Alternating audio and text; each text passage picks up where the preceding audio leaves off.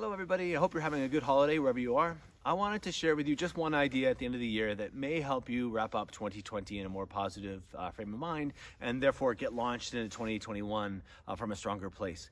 What I was looking for a few weeks ago to wrap up my classes were those collections that they post online of like the best images of 2020 or things that would be most representative of the year that we've had.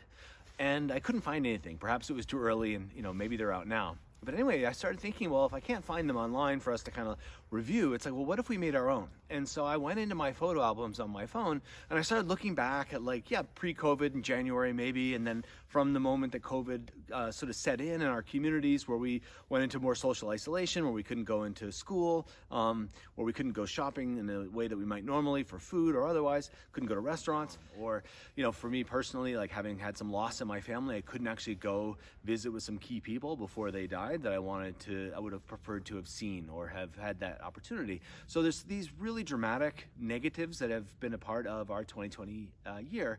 But while those memories stand out, actually the images that were in my phone weren't about that. And the images that were in my phone were much more positive. And it really flipped my recollection or my memories of what 2020 was about. So rather than sort of falling into that pattern that I'm seeing now on social media, on the internet, which is like 2020 sucked, I'm so glad it's over. It's like that helped me see that, there were some definite challenges to 2020 and we're not done with them yet. They're going to continue a little bit into 2021.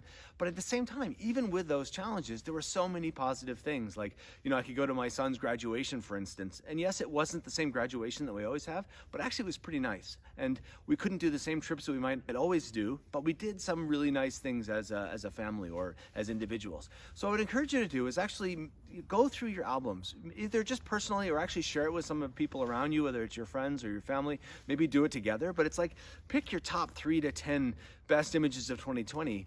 Remember those, maybe form a special album about them, but share them with other people. If you can do this together, it's even more powerful. It's just be like, yeah, here's what 2020 was about for me.